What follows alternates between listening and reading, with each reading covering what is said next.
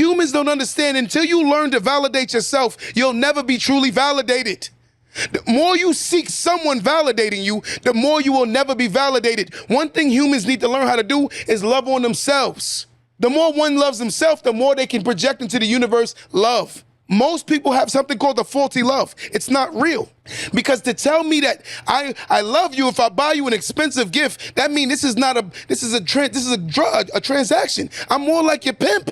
This is like a prostitute situation. If you think about it, more women in today's society have a prostitutional mentality because they only give the goods when something is given back. It's a transactional thing. So if you really think about it, ladies, a lot of women are really whores.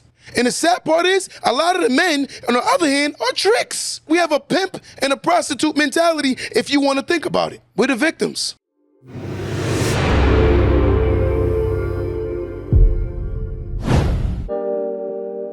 Welcome to the Don't Let That Go Over Your Head podcast, starring Q the Boss.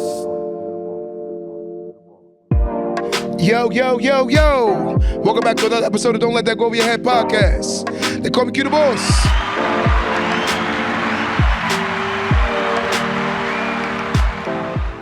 Today we're going to have some fun, guys. Today I'm asking a question that I think should have been asked many moons ago, but a lot of people ignore. My question I'm asking today is something I can't stand that a lot of people do, and they repetitionally do it to the point where it's becoming annoying. So I'm asking, why are you always the victim? Like, why? How come life is hard for you? Everyone else's circumstances can be bad, but you want yours always to be good, and then you're not empathetic for other people because you always want your situation to be better than everybody else's. So when you look at that narrative in itself, you look at it, you don't even see that everyone has to have trials and tribulations.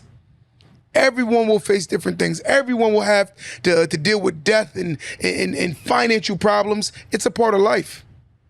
But I'm asking myself, you ever dealt with somebody that always plays the victim, even when they're wrong?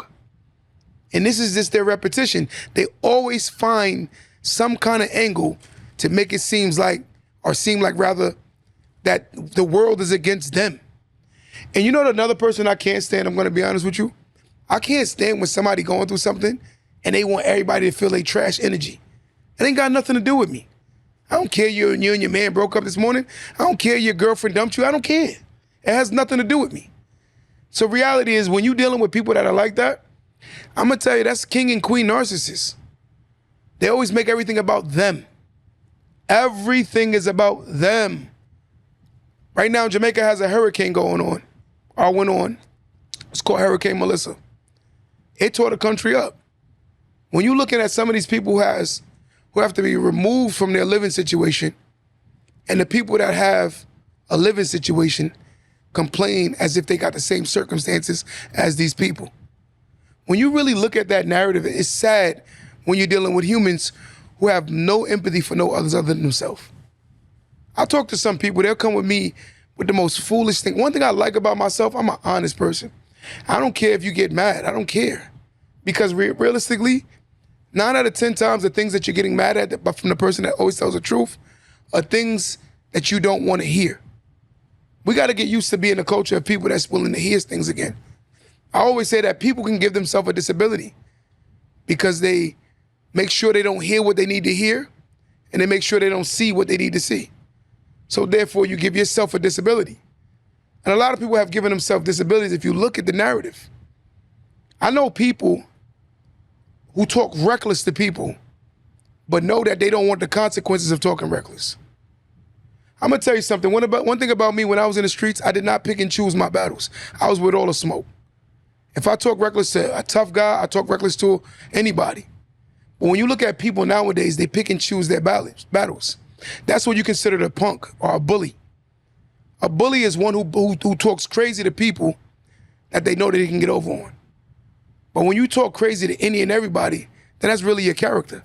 But when you picking and choosing your battles, I remember one time I told a woman can be a bully.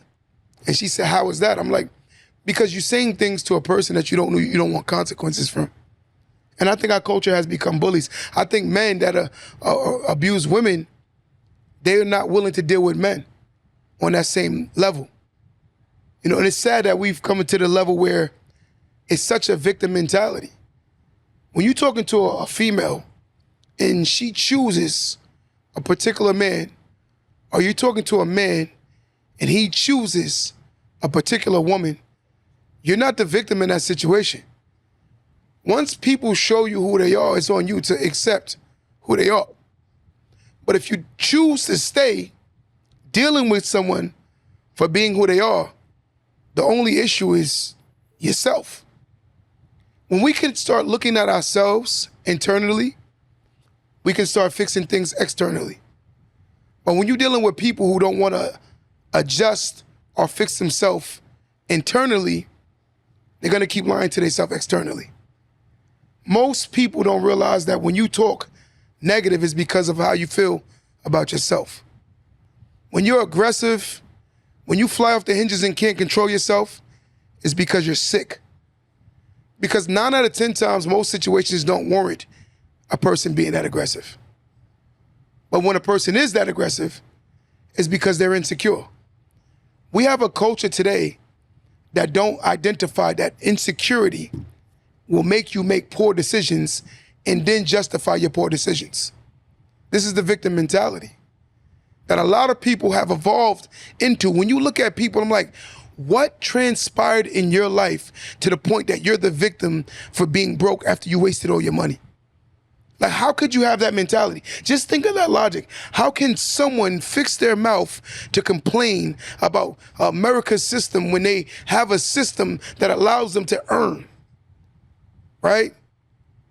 I don't talk bad about America. I just raise the awareness of what goes on in this country. I love my country, but I do believe that there's certain things you have to be aware of. Every good has its evil, and every evil has its good. You got to be able to balance it. But the victim mentality is when you have people who spend resources on trips and then come back and cry about being broke. Yeah, think that makes sense? Like, I'm just curious that what kind of mentality can even intermingle or integrate into society and live with this pesticide mindset. It's a sick mentality. There's no way I'm gonna look at a guy being fly every day, knowing he don't take care of his kids, and I'm cool with him.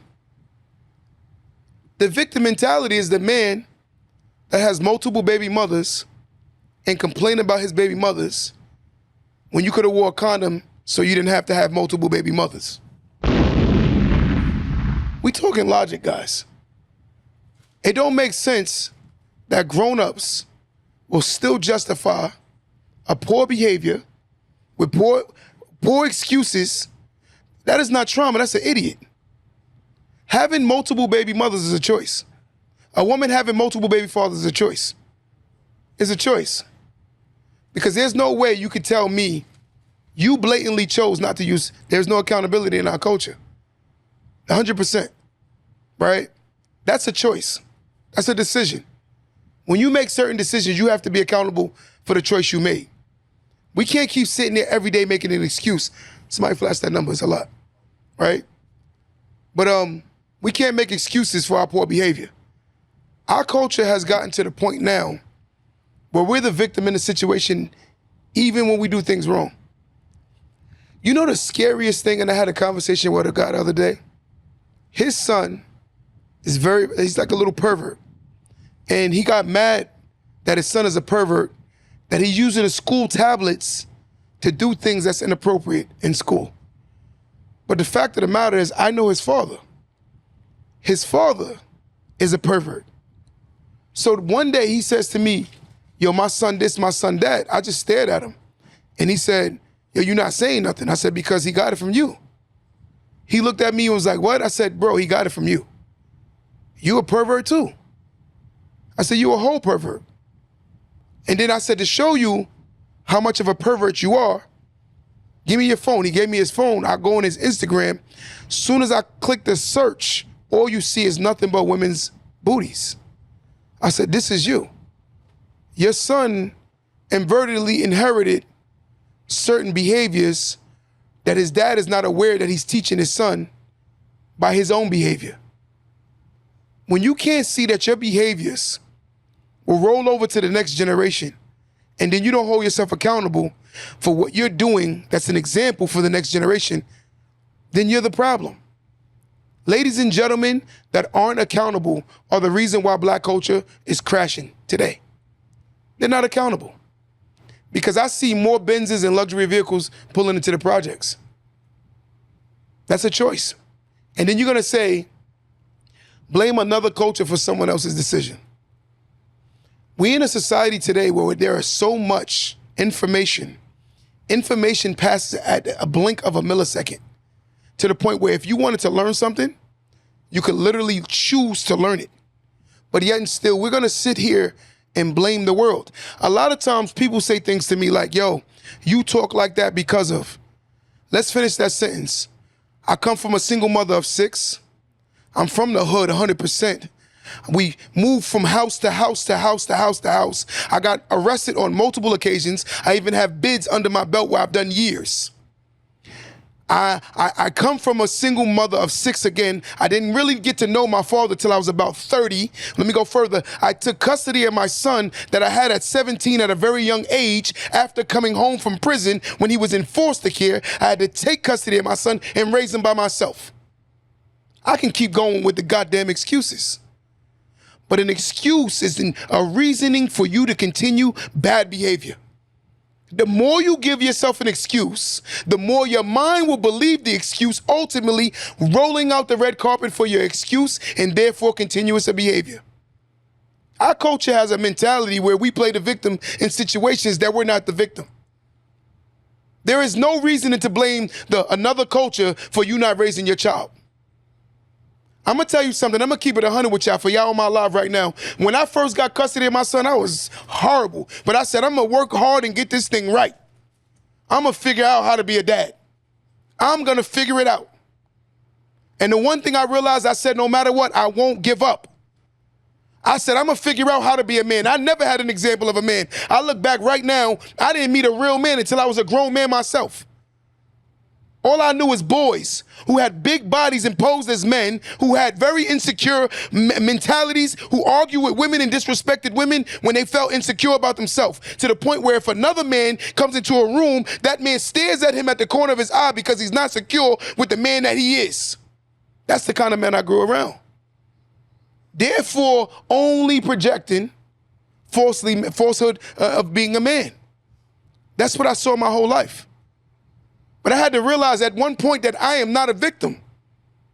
My circumstances is what enabled me to become great because of the fact that I learned things coming from poverty. Because I'm going to tell you something. Once you touch rock bottom, you know there's only one way but to go up. Once you touch rock bottom, you know it's only one way up. I wanted more. I never made an excuse. I held myself accountable. I chose to make better decisions.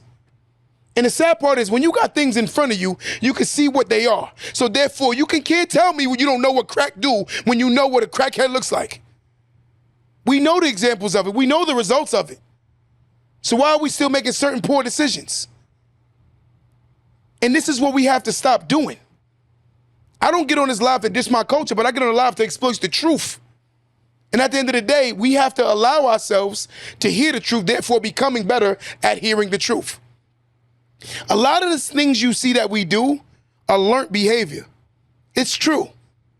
But again, we can't keep making excuses for the poor behavior. Because I'm going to tell you something. I met some rich black people that still have poor behaviors. I met rich black people who still have poor behaviors. I met broke black people who have rich behaviors. Because when you assess the situation, it's all about the mentality of the individual. Because last time I checked, broke is a mindset that we actually teach. Because again, we put a mask over a blindfold over poverty, therefore acting as if we're rich. This is the victim mentality. Because I can see a person, it's sad when you go into a store with somebody who has on a $200 pair of sneakers and asking you, can they borrow $1?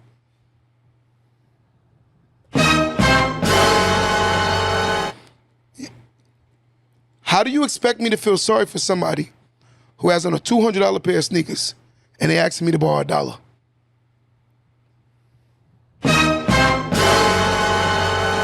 But again, this is the culture. And we're going to allow ourselves to believe that this is a normality. It is not normal to not take care of your children. It is not normal for a woman or a father to want to be his children's friend. That is sick. Be your kids' parents. Stop being their friends. Be your goddamn kids' parents and stop being their friends. Stop TikTok dancing with little Sally. It's not cute. In your mind, you think it's cute, but it's you actually showing that your child is your peer. And by your child believing you your peer, when your child talk reckless to you, you wonder why, because your child think y'all equal. Your child don't pay near not one bill, but yet still believe y'all equal because of the fact that you're so insecure about your corny childhood that you're trying to relive your childhood. And the sad part, you're trying to live it through your child. Me and my kids ain't friends. I'm the goddamn parent. I'm the goddamn father, and there's no confusion there. It is what it is. And the respect comes from the fact that you respect yourself. No child respects who don't respect themselves. Because believe you me, the first time my kid got out of line, I got in line. And I put them right back in line. Ain't no conversations. Because I'm going to tell you something. To live under my roof, there's rules. There's a dictatorship. We're not homeboy and homegirls. There's a dictatorship. What I say goes. I'm old school, but I'm still new school ways. I know how to do the new dances, but I still know how to party in my generation. I'm not coming into this generation with these new behaviors, this new sick mentality. I'm not going to lie to myself and say your child is the victim in all cases when you know your child is disruptive at home. So imagine what they are when you're not around. Stop always choosing to argue with the teacher and jump on the teacher and disrespect the teacher when you know your kid is disrespectful as hell. Your daughter talks back and she thinks she grown and she barely know how to clean her behind. Look at these little girls running around here thinking they grown. Window wipers out to here, the wigs and weaves. The girl is 13 years old. Why does she got on a wig? Why does she got on a wig? 13-year-old girls, 14-year-old girls with wigs and nails out to here. And then you're mad at the fact that we see her as a hood rat. White people see us, I see her as a hood rat. We're going to call it what it is, but y'all going to get mad. Let's call it what it is. She has nails out to here, eyelashes out to here, a wig on, and she's a kid. And you talking about they gonna see you a certain way. Of course, that's like a boy walking into a job interview with a do-rag on. That's a young man walking around with a Pooh Shiesty ski mask on. Now you gotta know there's a time and a place for everything, and you can't keep making excuses for our culture. Like certain behaviors that we gotta look at ourselves and like, yo, I'm wilding. I'm wilding. But again, if you continue this mentality, you're gonna see that we are the problem that's actually procreating this mentality. Because again, we can keep blaming every culture for our decisions, but we're not gonna, when do we start holding ourselves accountable for our decisions? When do we stop talking crazy to our women and wonder why our women is disrespectful as hell? When do we stop bleeding on our women? I'm gonna tell you something, the worst thing a man can do, and I'm gonna say this on record, 9 out of 10 times when a man is in a relationship and a woman talks disrespectful to you, 1, you did not show her a man, and B, you created that turmoil that's in that situation now. 9 out of 10 times when a woman talks disrespectful to a man, it's because of him. I'm calling it what it is. And a lot of men don't want to hear it. They're going to be like, oh, he being a simp, but I could bag your woman. And your woman see me more masculine than you. Call it what it is. But one thing about me, I'm a grown man. I'm not going to cap. 9 out of 10 times, the women that are disrespectful and that talk disrespectful to men, either A, she didn't see a man in the beginning, or B, you did things to her that made her start wilding. I'm going to call it what it is. I'm going to call it what it is. Right? But again, we have to allow ourselves to tell the truth. The real men know we've done things and we expect them. You know what it is? I'm going to keep it real with you. This is the problem with men and women. This is a fact. Women, well, let me go to men first. Men, if we get into an argument or a fight, at that moment, when the argument or fight is over, we decide instantly, do we want to continue the relationship or friendship? Instantly. Right? And if we do continue it, we don't carry over what we argued about. We move on. And if we can't move on, we just don't rock with you no more. Women, on the other hand, they forgive you, but they don't forget. So therefore, when they get mad again, they continuously bring up what you did to them. See, men, we look at it like, yo, you forgave me, you're supposed to move on because you're thinking from a man's perspective. But if you think from a woman's perspective, 9 out of 10 times they have a memory of an elephant. They don't forget. The more you hurt a woman, the more she is inclined to bring it back up because it triggers trauma, ultimately reminding her that you've done these things. See, what happens in relationships is we create something called trauma responses.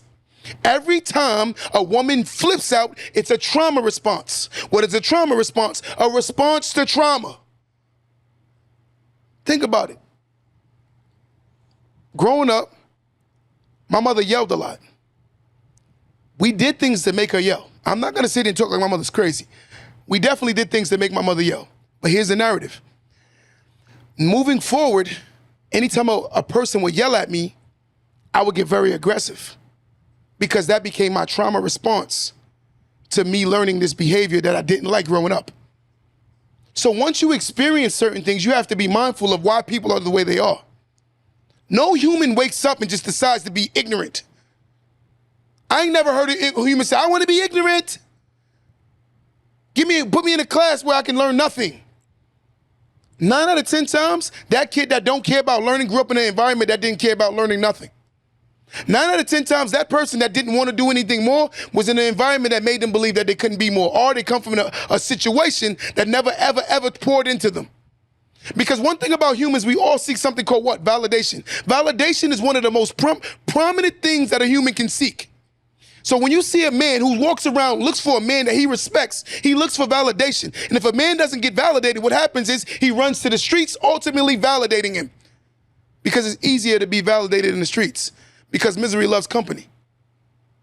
So those miserable people that you're running to, they're willing to bring you over and bring you under their wing because of the fact that they're miserable within themselves. Right? But we look at the girls, you see the girls, they're also not validated. These girls are looking for validation too. 9 out of 10 times, that girl want that expensive bag because her friend's gonna see her with the expensive bag. And the responses that she gets from having it. 9 out of 10 times, they show off because they want others to validate them. Humans don't understand until you learn to validate yourself, you'll never be truly validated. The more you seek someone validating you, the more you will never be validated. One thing humans need to learn how to do is love on themselves. The more one loves himself, the more they can project into the universe love. Most people have something called a faulty love. It's not real. Because to tell me that I love you if I buy you an expensive gift, that means this is a transaction. I'm more like your pimp. This is like a prostitute situation. If you think about it, more women in today's society have a prostitutional mentality because they only give the goods when something is given back. It's a transactional thing. So if you really think about it, ladies, a lot of women are really whores. And the sad part is, a lot of the men, on the other hand, are tricks. So we have a pimp and a prostitute mentality if you want to think about it. We're the victims. We're the victims. Someone said, what's your point? The point is you didn't get the message. You were a little slow. And this is what I'm talking about. If you don't get the point, that means you're a little slow. It's common sense. You cannot fix what you can't identify. And what you can't see to be wrong is going to continuously be a problem. Logic says 1 + 1 = 2. Sitting back waiting for someone to fix you, that means you're diabolical. 1 + 1 = 2. We got to start getting down to the nitty-gritty of life and start understanding that certain aspects of life we have to fix. No one's going to fix us, guys. No one's going to feel sorry about your traumas, guys. And I want y'all to hear this good. I want everybody in my life to hear this. And hear this good. So my people in my life, stay with me. I come from trauma, right? But I'm going to be fair to myself, right? One thing about life, how many times have you heard somebody say, get over something? Yeah, I've heard that a lot, right? In life, you don't have to get over things, but you have to learn how to live with things. You have to learn to live with certain experiences that you've experienced. You have to learn to live with losing certain people you love because life has to continue to go on. But again, when you have those vulnerable moments where you feel weak, step to the side and feel okay. Have your tears, have your moment, but then get right back into the game. But again, if we don't have these conversations, whether male or female, we're going to continue to have a problem. Sometimes somebody on my live right now, you just might need to cry. And go ahead. Let's normalize crying. But having a reason to cry. When you look at that man, you see that woman, you know that's a lot of trauma behind them. So when they have moments where something is triggering to them, they have a moment of insecurity, it's okay. Understand them. Everybody in the world want to brag about how they go through so much trauma, but nobody want to understand that when a person is having a moment, because we all feel the same thing inside. Whether male or female, we all feel it. We're going to act like we don't feel certain things. We're going to act like we don't feel. We're no longer human, right? That's all right. Just get back up. After you fell, you go sit down for a moment. You got to cry. You got to release. Because I'm going to tell you something. One of the number one trauma responses that I realize that I've heard the most, the number one, and I want y'all all to hear this, and everybody on my live, if you live right now, your mother and father cousins, because I'm telling you, I know you said this before. Everybody on my live, keep it 100. Somebody asks you, how do you feel? What is the first thing you say? I'm good. I'm all right. I can't complain. I'm okay. Everything okay? This is what we learned. Those are trauma responses. Those are trauma responses. Because you're invertedly scared to say that, yo, I'm not good. I'm not good. I'm not feeling good. Because you're worried about what society is going to look at you as, when you need to understand that the healing process is a self-medicated thing that you have to do for yourself. Otherwise, we're going to continue to bleed on each other. Men bleed on women, women bleed on men. Men take advantage of women for their sex with their organ, and women take advantage of men for their resources, which says that we're hoes. And we think that's normal. When has it become cool to take advantage of people?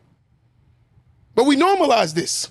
To manipulate someone to take advantage of them says volumes about you and your character, whether male or female. I will not look at a woman just for a sex organ. It's just like a woman shouldn't look at a man because of his finances, and only his finances. You look at a woman only based on her sex organ, and a woman look at you based on how deep your pockets are. And you tell me that we're not sick, when none of that stuff come and go to the grave with you. No one's gonna care. When it's all said and done, when it goes about how you impacted the world.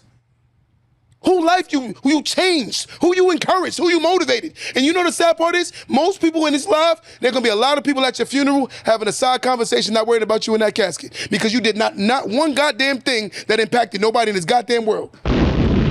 But you talk about all the trips you took to Dubai, and all the trips you took around the world, and the man, you know what you're saying? All the girls you done slept with, and all the women that you done hit. But meanwhile, you done lied to 99.9% of them, and you didn't tell them the truth about nothing anyway.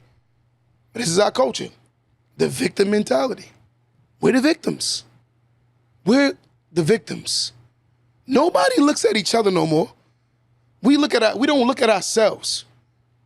And that's when you're getting scary, when people are starting to project this nasty being onto others. And then the sad part is, broke people are creating little broken people who are going to create little broken people who are going to create little broken people, and it's going to be a continuous cycle, and then we're going to keep blaming everybody else for our culture. Little broken people who are going to create little broken people who are going to create little broken people for the rest of our lives, because we didn't want to do the work. We didn't want to do the work. That's the victim mentality. The victim is where, yo, my brothers and sisters, everybody in my live, I want everybody to give me a hand up emoji. Let's do this. Everybody in my live right now, everybody that's in my live, put up a hand up emoji. There's a reason why I'm doing this. I want everybody to do this with me. And I want y'all all to say this to yourself. Put your hand up emoji, guys. There's a reason why I'm doing this. It's a method always to my madness. Right, let's get it. And I want everybody in the studio right now to say this with me. I promise that from now on, when a person tells me what they're going through, I will not laugh at them. When I know I'm hiding my own insecurities, and I'm not gonna pretend as if I have fun off of their insecurities, I'm gonna let them be the shoulder that they can cry on. And when it's my turn, I'm gonna be the shoulder that they can cry on. That's what we need to realize. That's really the problem. Ladies and gentlemen, you're gonna have a bunch of people who are going to continue to be in the world hurting people because hurt people hurt people. And the more they're hurting, the more they're going to hurt you. And it's going to be a continuous pattern until we learn how to heal. And the process of healing comes with you facing the ugliest version of yourself. Avoidance is not good. Another thing that we do a lot of time is something called isolation. That is the nastiest thing you can do when you're suffering in silence.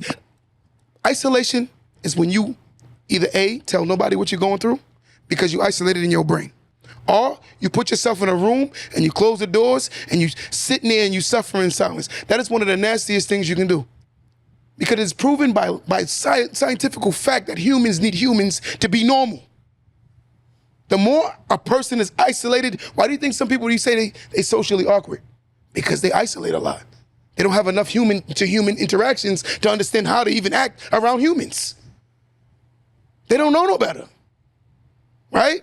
Most of their interactions is via TV, via TikTok, via Instagram, via social media, via YouTube or something. So they don't have real human-to-human interactions. And this is what we need to learn. We need to learn how to allow people to be human again. Men, and I'm saying this as your big bro, as your brother, or your uncle, whatever age you are, right? Some of the young guys, y'all probably see me as a fatherly figure, which I'm cool with that. And I love it. I'll take Unc too. I don't care. I thank God I made it to this age. But I will say this though. You're not weak because you feel. And I want all my men to hear this live. You're not weak because you feel, and you're human, and it's okay and normal to feel. Because invertedly, we inherited certain aspects from the generation before us that they didn't fix. And the sad part is that generation gave us a lot of our energy because of the fact that they didn't heal themselves. So if you look at now, more men know how to hurt more women because of the fact that they weren't healed from their last generation. The last generation taught us how to get women, but it didn't teach us how to keep women. The last generation taught women how to get men, but it never taught her how to keep a man. The last generation taught men how to be boyfriends, but it never taught us how to be husbands. The last generation taught us how to be a girlfriend, but not how to be a goddamn wife. That's the problem. A lot of the generation taught us how to be friends, but not a mother. A lot of them taught us how to be our kids' friends, but not a dad. There's a lot of people that by law, they have something called father because they signed a birth certificate. There's a lot of people on the birth certificate that has mother because by law, they signed a birth certificate. But a lot of women didn't learn how to be a mom. A lot of men didn't learn how to be dads. You have a lot of mothers and fathers running around here, but you don't have a lot of moms and dads running around here. This is the issue. But again, until we fix the culture going to continue to be the problem, but we're going to keep blaming everybody else because we're the victims. We're the victims. You ain't no goddamn victim. You're the problem for the problem. You're the problem for the problem. Until you identify that we're the problem, we're going to continue to be the problem. When you look at something, right, just take a wound, right? You have a big wound like this, Dre. Big wound. You know what we stuff in it? Cars, clothes, shoes, jewelry, right? More women, more trips, more vacations. We stuffing everything in a hole. But let me ask you something. The wound ain't healed. Even though everything is stuffed in that hole, what happens? You're still bleeding out, right? And that's what we're still doing. Even though we put all the material things around us, we're still bleeding. And we're going to continue to bleed until we learn that it's not about the material things. It's about healing the traumas from the last generation that they weren't secure enough to heal. They weren't secure. When do somebody say, I got to be the curse breaker? I have to break the curse. I can't laugh at my dad for being not a good father when I wasn't a father. I can't laugh at the fact that I didn't change nothing from the last generation. You know your ancestors was ignorant. Okay, it's cool. They ain't know no better. Some of them barely had to know how to read. But again, you can't force them to learn what about the human brain when everything wasn't even accessible. Trauma is a nuanced word. We heard it, but we didn't believe it. People didn't believe in anxiety. People didn't believe in stress. These didn't exist. I was told drink some ginger and get over it. You be all right, right? And that's our issue. I'm not worried about it. You block it. But I'm just trying to say, We sit down and, I'm gonna say this, somebody just said I'm another Sunday pastor. I ain't asking for your money. Look at that. I ain't passing tithes and offering around. But what I am passing around is healing. What I am passing around is helping each other grow. What I am passing around is experiences so we can help each other. What I am passing around is a solution. What I am passing around is us being able to be better than what we were yesterday. Because if we keep this mindset going on to the next generation, it's only going to get worse and worse and worse and worse. We haven't gotten any better. More educated, but still more stupid. We're one of the most educated, dumbest generations ever. One of the most educated, dumbest generations ever. People brag about their degree, and I'm like, you don't even know the difference. I don't even want to go there. They don't know nothing. They just know a curriculum that they were able to pass and get an education, a degree in a particular field, which don't mean that they're smart in it. You can meet some of the most educated fools I've ever met in my life. Educated fools. I had a lady the other day, right? I'm gonna show you something. She's a therapist. This is facts. Therapist. She gonna tell me, I think men nowadays are insecure because of my credentials. I said, what's your credentials? I have my doctorate, I'm this, I'm that. I own my own home, I have all my own cars, I have And I said, no, I just think that you don't know who you are. And she said, what does that mean? I said, I think everything you just threw out there, you gloat about it so much that every man that's gonna be attracted to you is gonna be a man that needs you. Every time a man gloats about what he has going on, he plans on providing for a woman. But when women gloat about what they have, they don't plan on providing for a man. So this is why most men don't respect women's accomplishments. Because it's like hanging a luxury key to a penthouse suite in Manhattan in front of their face, but you can't live there. So it's like when the women brag about what they have, in most cases, they don't plan on providing for the man that they gloat into it about. So therefore, men don't really care about what you have. Men look at different qualities. Can you be led? Can you be led? Are you respectful? Are you a good example of a mother to my children? Are you nurturing? Are you loving? Are you caring? Will you want to accept my family as your family? Will my mom be your mom? Those are the things men are more enticed by, because 9 out of 10 times your material we don't get. In most cases, I'm going to be fair, in most cases, women expect a lot for birthdays that they will never give a man. But I'm just being fair. But if I say it, I'm the problem. Ladies, why don't you feel like you work hard, he works hard? Why don't y'all feel like y'all should celebrate both of each other?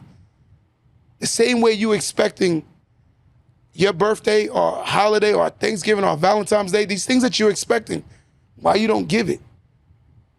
Because if the world was reciprocal, a lot of women wouldn't be getting a lot. Because a lot of times they don't give much when it comes to resources. And for those who do, I'm not taking no jabs at you. I respect you. I respect you, right? And everybody always say that, please, which woman are you meeting? You're the anomaly to the rule. But when you listen to the conversation, you have to learn how to get out of your feelings and get into logic. In most cases, women do not do a lot of things financially for men. And if she does, she's dating her son.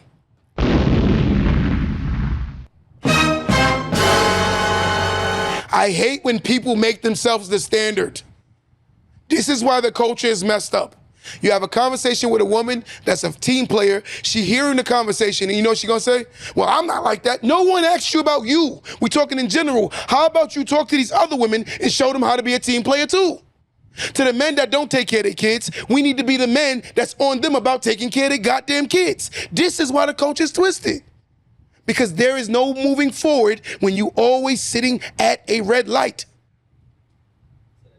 There is no moving forward if you're always sitting at a red light. The conversation is always at a red light. You can't move forward. That's the problem. Ladies and gentlemen, we gotta get out of our feelings. We gotta get out of our feelings. You're not the standard. If you are a woman that does right by your man, let me give you this.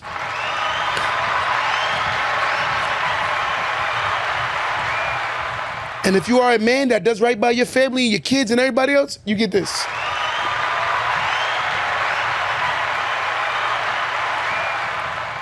But again, you're not the standard. When I talk about men not taking care of their children, I take good care of my children. But in the same breath, I'm not the standard. But I want to get it to the point where every man is taking good care of their children.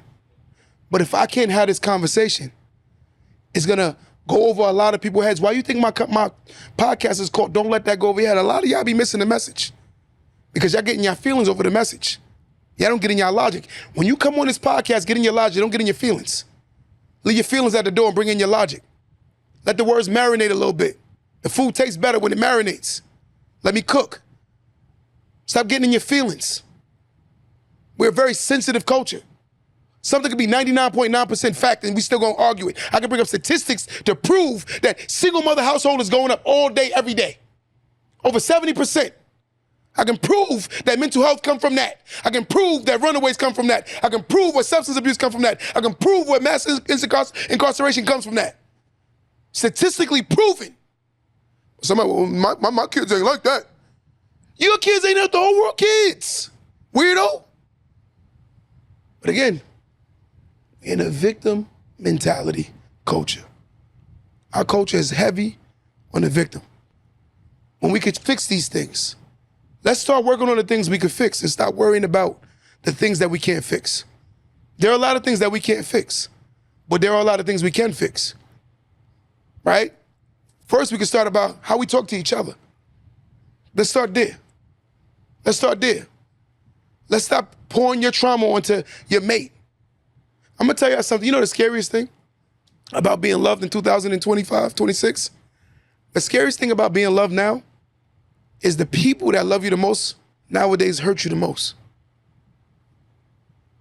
Because they have an idea of love that if you love me, you will tolerate me. This is the nuance of what we're dealing with as a culture. People think love is based on how much you're willing to tolerate. And then you have to be tolerable in order to stay in a relationship. And this is our culture. This is our culture. Someone calling right now, 516. Let's talk about why that person's so mad. I don't know what's going on. I ain't see it. But go ahead. Hold on, let me get a number. 516-253-1150. Someone calling right now. 516-253-1150. Someone put a number. Go ahead. So speaking of the victim mentalities, how do you feel about the welfare situation that's going on? You never really spoke about it. Do you think a lot of people are playing victim, or especially with our culture, what do you feel about the welfare situation that's about to happen? I do believe that there are two types of people on welfare. One is the person that's using the circumstance based on their circumstance, so they needed to help their circumstance. The second person is a person that lives off the government, that's comfortable living off the government, who believes that the government, and they're entitled to the government taking care of them. See, the hardest part about weeding that out is you don't know which person really needs the help and which person is just playing the victim in those situations. Welfare was a means of putting yourself back together. It wasn't meant to have you stay on it forever and then create kids that have a mentality. Look at the narrative I told you before. Your grandfather, he took a bath in water. He left the water for your dad. Your dad took the same bath in the same water, then you took a bath in that same water, then ultimately your children take a bath in the same water. By the time you get to the third generation, when your father first got in that water, the water was clean. When your dad got in the water, he was like, ew, I'm taking a bath behind my dad. But by the time they got to you, you didn't even think nothing nasty of it because it become culture. And then now your children are taking the same baths in that dirty water. They don't see it as dirty because of the fact that the generations before them have done the same thing. They think that is absolutely normal. Meanwhile, it's absolutely dirty. But the fact of the matter, that's where our culture is. We've allowed this mentality to go on so long that people think that this is normal. So there are people that are on welfare that genuinely believe that welfare is a means of survival and they're supposed to be on it because it's generational. It's to the point where you can pass it on. And this is why you have a culture of people who haven't elevated or done anything different. So if you take your mother who wasn't that educated because she allowed the system to take care of her, then it went on to the next generation, to the next generation, to the next. By the time you blink, this is people who have not been productive for 4 generations. 4 generations of no productivity. And this is the issue with welfare. It comes with a mentality in most cases. Everybody on welfare, let's establish this, ain't ghetto and hood. But most people are. I don't care what nobody say. I don't care if you get mad. Most people on welfare is hood as hell. Ghetto as hell. That's just what it is. I'm just going to call it. But there are people on it who want to do better with their lives, but they just can't find them circumstances because they come from certain, you can inherit something called hopelessness. You can inherit something called hopelessness, all right? And I'm talking about, when I say welfare, I'm talking about black and white. Most people on welfare, I don't care what color they're, Spanish, they ghetto as hell. I could take you to Spanish areas that are that's welfared out, hood as hell, hood. So it's not about a black or white thing, guys. Let's get that straight. More white people in America are on welfare than blacks. Let's establish that. So when they taking away welfare, they're not just hurting black people. But if black people scream like they're only hurting black people, that's the issue that I have, right? Let's call it what it is. Someone call in right now, 516-253-1150. One more time, 516-253-1150. This victim mentality is getting to the point where it's stunting not one person's growth. It's stunting the whole culture's growth, right? I'll give you a story. One time a young man came in my store and him and a guy got into an argument, older guy. They were debating and it got a little intense. The older guy looked at him and said, "You only successful because of the fact that your mother and father put you in a good area and you didn't have to experience what I experienced." And he looked at him and the young man responded so articulate. The young man looked at him and said, "I heard you. Now, can you hear me out?" He said, "Yeah." He said, "Your mother and father didn't get you out the hood." He said, "No." He said, "And you didn't get your kids out the hood. But you don't blame yourself as hard as you're blaming your parents. And you have children." He said again, "You said my parents got me out the hood. But you ain't getting your children out the hood. And you're still making an excuse because you're blaming your parents for the poor decisions that you're making." That's the mentality of the victim. That's the mentality that you're seeing today, where people are literally continuously creating this same ideology over and over and over to the point where there's no accountability. And you cannot fix what you're not accountable on. The first step to any level of recovery is admitting that there's a problem. But you can't fix a problem that you can't identify as a problem. We don't want to see it as a problem. We see that this is normal. Being ghetto and ratchet ain't normal. I'm sorry. Twerking in some headlights, right? It sound crazy. Sound crazy, right? And again, I'm gonna say this on record, and whoever don't like it, I don't give a damn. There are multiple cultures in this one black culture. There is not just one culture. There are multiple mentalities, multiple cultures, and one culture. So sometimes when you're arguing, you gotta remember that everybody is not you because they look like you. White America knows that. Spanish America knows that. Indian Americans know that. Every other culture know that everybody is not the same. So those people that behave the way they behave, that is the different audience of our culture that just so happens to look like us. But at the end of the day, like my young man Kendrick Lamar said, they not like us. They are not like us. And I'm comfortable to say that. If a person gets offended by what I said, you could easily keep scrolling. You don't have to watch it. Because again, I'm not gonna change my mindset to accommodate an ignorant mindset. Because again, if you wanna grow, we have to accept the fact that we have to change our ways of thinking. Men, ladies are not your enemies. Ladies, men are not your enemies. We have to learn how to respect each other and work together. And I will say this, and I'm gonna give my sisters some round of applause. While a lot of men weren't being taught how to be men, my sisters were learning how to step their game up.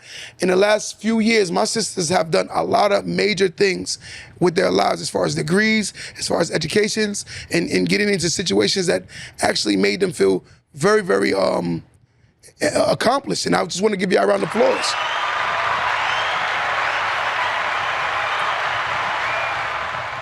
But the one thing I want y'all to understand, ladies, with making money don't make you masculine. You could be a very strong feminine woman. My ladies, y'all need to learn what feminine energy is. Y'all stop taking on this masculine energy because of your earning. And that's what you see a lot of women doing. They're taking on this this masculine energy because of their earning. And earning is not a masculine or a feminine thing. It's an adult thing. Adults who want better for their life put themselves in position where they earn to give themselves the lifestyle that they want. That's called being an adult. But I ain't know that adulting, meaning just because you make money, it makes you a superior to the world. I met some clowns that got bread. Clowns, whether male or female. So let's not do that. Let's get rid of that narrative, right? And like I said, a rich man or a rich woman can't buy their way into heaven, just so you know that. So all the money in the world, you ain't gonna buy your way in. It's about what you've done while you were here, right? Somebody read that too. What did he say? Read that out, Tyler. I'm gonna read this. This Sarah said this. Say it again. Sarah said, how when all we know is masculinity? I don't want it. That's all I've gotten. Sarah, and I respect it, and I understand it, and I'm gonna just be honest with you, and I do have empathy for your situation because a lot of times we are what we are because of what we come from, nurture versus nature. You know, I don't know your experience, and I'm just assuming that your experiences put you in a situation where you had to be very masculine, but in reality, you didn't have to be masculine. You had to be very strong. I know a lady that is very feminine, but in the same breath, but strong as hell. Feminine just means that you intuit with your inner woman. It's in your essence. You very single mom life. I understand. I come from a single mother. My mother's very strong. My mother's not masculine. My mother's very strong. She's not masculine. Masculine is when a woman that'll jump in a man's face. 9 out of 10 times if a man and a woman get into a fight, who will win? I'm asking you. No, I want you to answer that. Well, physically a man. Physically, ladies, 9 out of 10 times, a man and a woman get into a fight, who will win? A man. A man. I just want my ladies to answer that question. Men too, answer that question. 9 out of 10 times, if a man and a woman get into a fight, who will win? Say who? Physically. Man. Okay. So when we talking logic, when a woman jumps into a man's face, knowing she physically can't beat him, is because she thinks that she's more masculine than him. Because if realistically, if he did something, he will show her that she's not of his nature.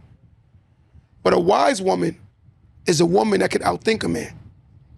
Women are so ill, they can get what they want from a man without the man even knowing that he did it.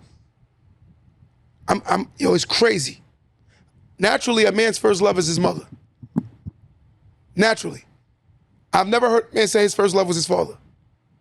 Naturally, a man's first love is his mother. So a woman is a man's first love. A woman that knows how to talk to a man will always get what she wants from a man. For instance, women suffer from something called passive aggressive. They say slick comments, right? That irritate men to the point where men get angry. Watch this, right? You going to hell. My first love is my money. That sounds crazy. Take it with you.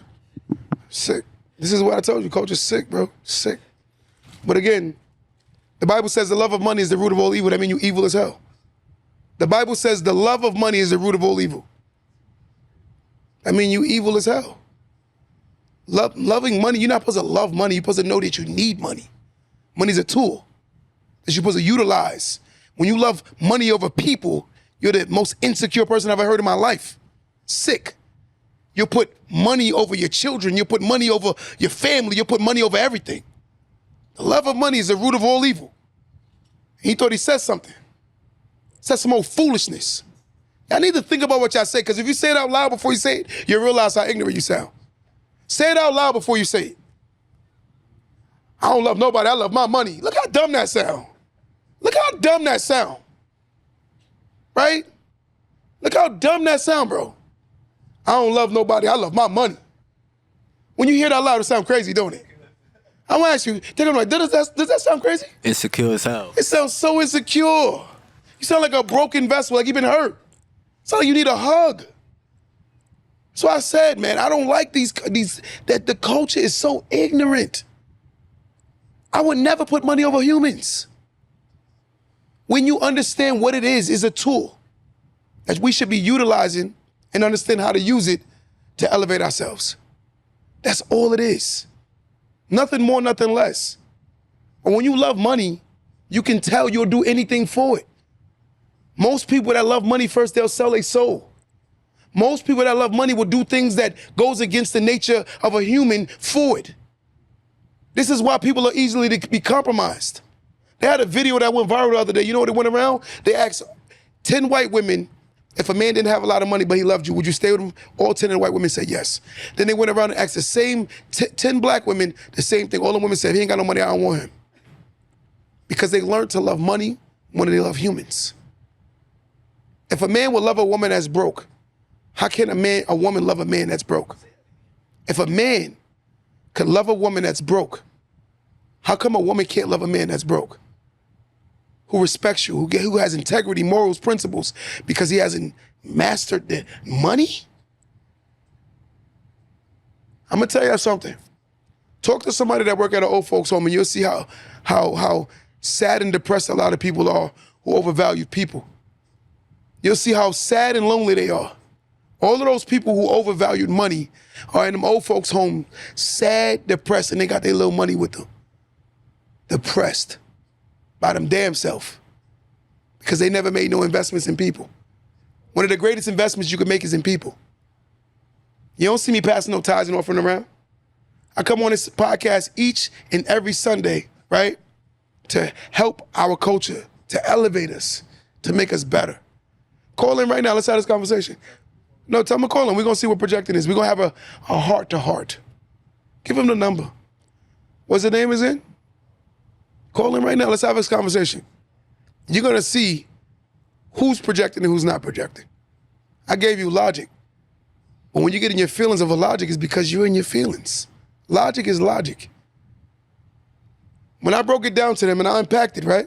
Did that just make sense? A human should never put money over humans. Would you rather be rich or let somebody pass away? Let's ask that question. Would you rather be rich? I'm asking you right now. Would you rather be rich or watch a stranger pass away? I can answer it fast. I'd rather not be rich. I'd rather not be rich. I'll be honest, I give everything to get my pops back right now. 100%. I don't care. But if you look at that narrative alone, you would rather watch a stranger pass away because you'd rather be rich. And now you tell me, say that out loud and tell me that you're not the devil. Say that out loud and tell me you're not the devil. Listen to that again. I would rather watch somebody pass away because I want the money. That is diabolical. Wow. Wow. Wow. But again, it's because we value money more than we value people. And the sad part is, people go to that, once they start getting up to levels, they're gonna realize that money don't make you happy. It don't make you happy. The mission for money can't be because you want to be rich. The mission for money, it can't be because you want a big house and a nice car. The mission for money can't be self-infused. If it's self-infused, God won't give it to you. So a lot of people that you see that's selfish with their money, they didn't get it from the right energy. A lot of them got it from the wrong person. Because again, the devil gives blessings as well as God do.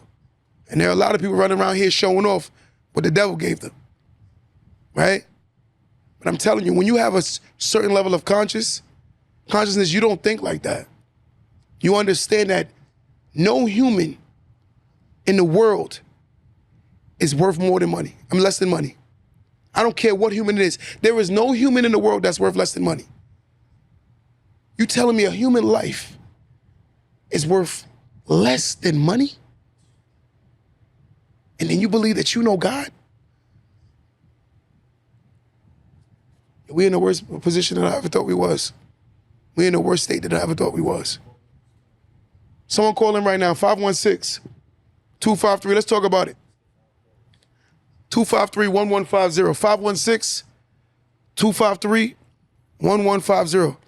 That got me like, wow, I just can't believe as a culture we like that we even think like that. Because I'm gonna be honest with you, right? I just can't see myself choosing money and letting somebody pass away. That's OD, bro. That's a bad spirit, bro. Because I believe once you give that money away, I think God will bless you even more. I think He'll bless you even more. A lot of times people talk, I don't beg y'all for nothing because I'm blessed. I'm so blessed. Right? It's scary, yo. And I'm blessed because God pours in my cup so I can pour into others' cups. But again, He's not pouring into a cup that's selfish. So sometimes you see people that don't have anything, it's because of them. It's not because of God. It's not. What's going on, caller? Caller. Yo, what's going on, boss? What's going on, bro? How we feeling? How you feeling? Not much, man. I had a question. I wanted to ask if you think black people, preferably brothers, can be racist because we've been oppressed all these years. 100%. 100%. And the reason why I say that is because you got people that create stereotypes and stigmas about other cultures, and then when they do that to us, we don't like it.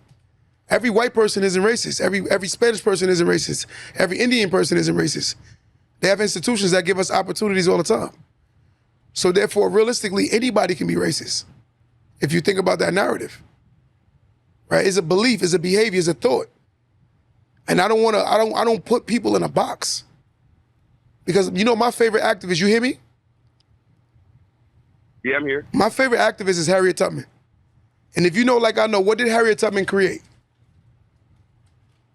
The railroad. Okay. Freedom for the slaves. Okay, and what was the railroad? The railroad was a chain of white houses, right?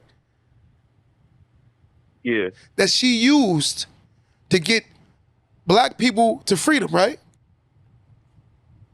Correct. So that means right there were white people that was not with all of that. And they allowed it. And guess what? It was punishable by death if a white person was caught hoarding and hiding slaves. Correct. What I'm trying to say is when people, listen, when people don't know God, whether black, white, blue, or green, brother, their heart is not pure. When you know God, I cannot look at a white person and not look at that as my brother or sister, bro. I just say some people are just misinformed and misguided. But they don't know who they are. But when you know God, God doesn't tell me to love only black people. He told me to love his people, his children.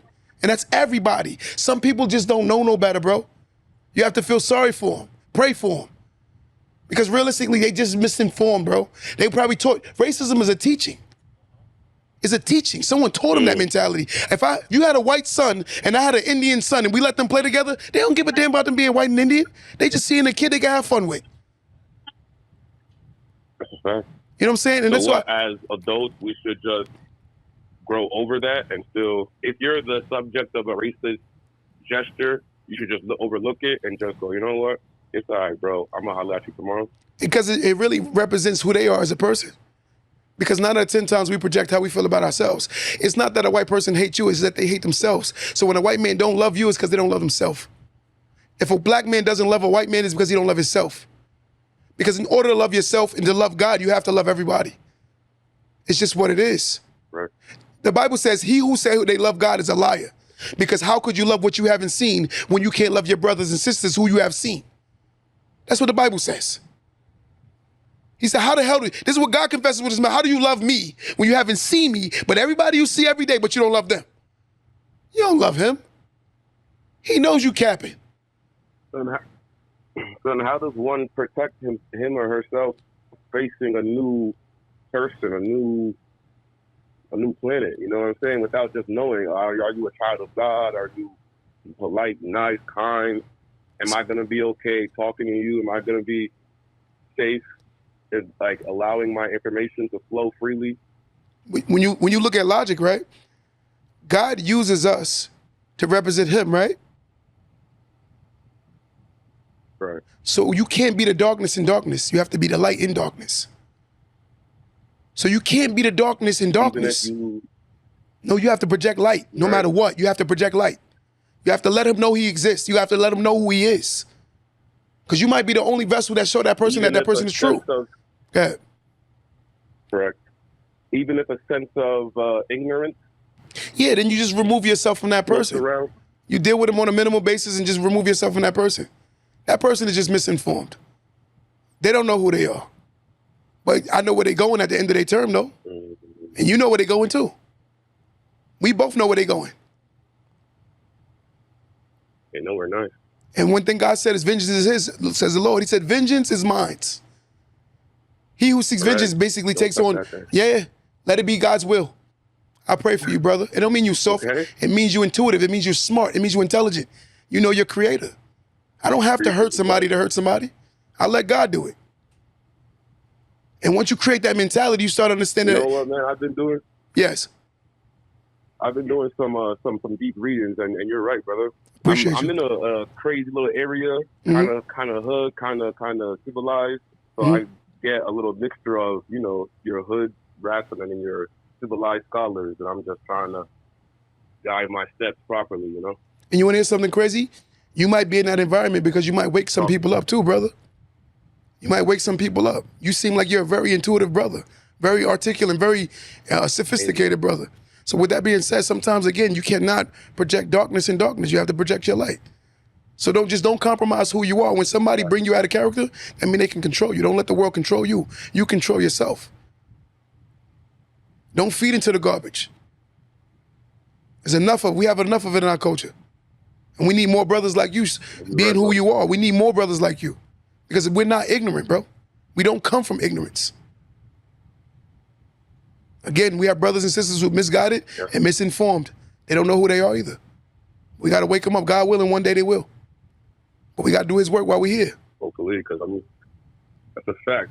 All of us are getting tired doing this dolo, you know. I'm here. You got a brother over here, brother. And I can tell you comfortably, the other day I talked to a brother. I told him I love him. He froze. I said, but to love God, I have to love you.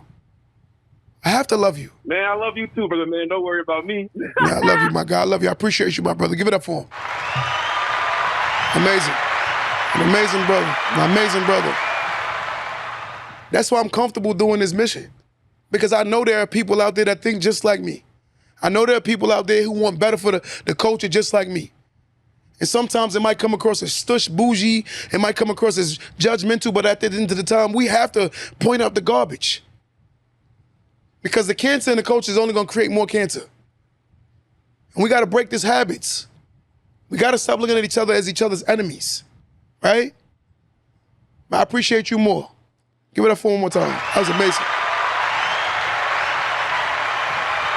I'm gonna take one more call before we get out of here today. Someone calling right now, 516-253-1150. One more time, 516-253-1150. I'm gonna give you one more caller. Somebody calling right now. I appreciate that. Listen, I don't have to hurt nobody, but I will tell them about themselves a little bit. And oh, you coming out of character, you're projecting. I don't care about all that. Ladies and gentlemen, those are the people that the devil sends to go do his work. Right? Right? Yes, I do. For those who want to watch every episode, look up the YouTube channel. When I finish this episode, I'm going to show you the YouTube channel. It's called Empower Dynasty. Also, follow me on Instagram. If you're not following me on this page right now, you need to be following it right now. To go follow me on Instagram, QTheBoss516, the same exact name on Instagram. All we do is talk about truth, logic, and we hurt feelings for those who are not ready for it. Hopefully they wake up one day. But again, we cannot compromise anymore for the ignorance. If they're ignorant, we can't feed into it. We just got to show them how ignorant they are. Because one thing I realize about a demon, they don't like looking in the mirror. So for those who keep avoiding the mirror, I wonder why. One thing again, a demon don't like to look in the mirror. So every time you put a mirror on a demon, it hurts their spirit. Them demons get uncomfortable when you start putting that mirror in their face. So those comments that they hitting me with, it's not about me. It's about them. They're hurting because you're showing them true versions of themselves. You show them how ignorant they are, right? And a lot of people don't like to be shown their ignorance. But again, we ain't compromising no more for nobody. We are not the victims, guys. We are not the victims. We got to realize that we got to make the world respect us by giving them something to respect. Ladies, let's start respecting yourself again. Brothers, let's learn how to be men. And don't be ashamed to my brothers on here. If you didn't have a fatherly figure and you learned how to be a man, right? It's okay. It's okay. We can learn this thing.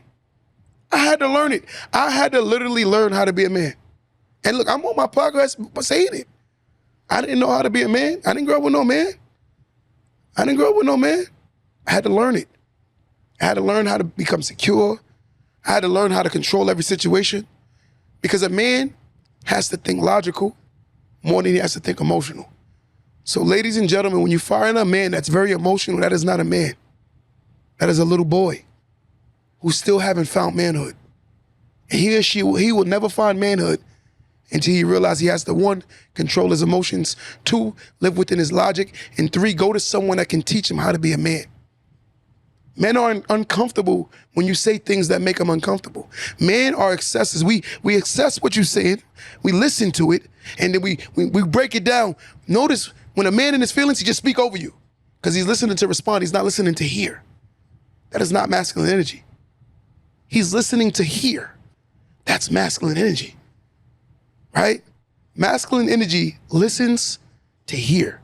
We don't take a 3-second clip and run with it, right? We hear it out. I want to hear the full context of what you said. Because if I crash out, I want to know 100% what am I crashing out for.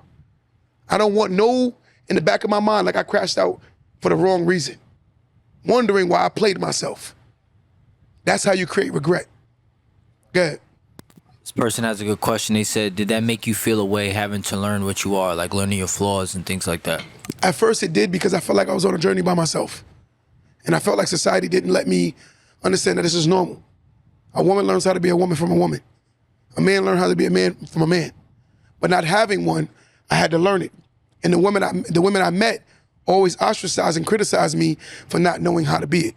But I always tell my men, and I hope y'all listening OD, I always tell my men, before you get in a relationship, fix yourself first. That's why I always say this. Work on yourself first. You can go to a woman and say, yo, listen, we can have fun. I want to enjoy you, but I'm not ready for a relationship. Because again, the reason why you're not ready is not because you're not a man, it's because you're learning yourself and you're developing yourself. Self-love is one of the greatest loves that any human can have for themselves, right? It's sad that I meet people that love their relationship more than they love themselves.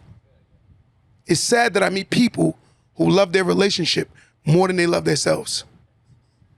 And they're very codependent on the relationship to the point where they don't even see that without the relationship.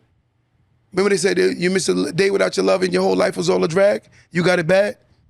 Why would you want to be like that? You know what I'm saying? I'm not saying it shouldn't hurt. But when you're willing to just throw everything away because you lost somebody that was always in the way, you already lost. Let me say that again. When you throw it all away for somebody that was only in your way, you realize that you played yourself. But a lot of us as a culture need to change this narrative. Learn to love ourselves. Learn to respect ourselves. Learn to heal, right? And I'm going to tell you something before we get out of here today. Revealing is the ultimate factor of healing. What you can reveal is what you can heal. And for those who say, oh, ain't nobody you can talk to, listen, ladies and gentlemen, let's establish this right now. The link is in my bio. You can do a one-on-one with me. I don't judge, right? But I will tell you the truth. I'm not gonna sit on here and sugarcoat it. If you're wilding, I'm like, you're wilding. You're wilding. Let's work on this. So for those who want to do a one-on-one with Q the Boss, the link is in the bio. Click the link in the bio and let's get to it. Let's start working on ourselves. A person said to me the other day, what makes you so good? I said, I come from trauma. I know what depression is on a first name basis. We know each other. What guy read it? Teresa said, my 85-year-old mother needs to sell her house. My nephew lives there now, but he won't move out.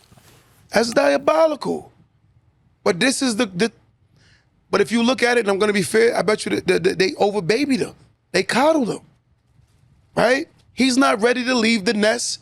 He's like baby boy from Jody. He's Jody from Baby Boy. And this is the issue that you have with so many men that didn't have examples of manhood. They play man. What they do, what play man is, I can get sex, so that go a factor, right? I can keep going, right? She did coddle him, you see? But I love the fact that, Teresa, you're being honest. But again, I'm not judging you. We're just gonna have a real conversation. But a lot of times the boys that you see in the world are the men that these women wouldn't want to date, but they create these guys. Coddling is a sense, when a baby's a baby, you coddle. But as he starts getting older, you have to show him that, yo, get up on that, get him a little step stool and get him in there washing his own dishes. That's his little grungy drawers. Let him go wash his little grungy drawers. Show him how to wash his little grungy drawers. Show him. Right? Because I'm going to tell you something. If you raise a child once, you ain't got to raise him twice. If you raise a child once, you don't have to raise him twice. Because you know you raised them. People that worry the most is because they know they didn't raise their children right. You worry a lot because you didn't raise them right. Till next time. Don't let that go over your head.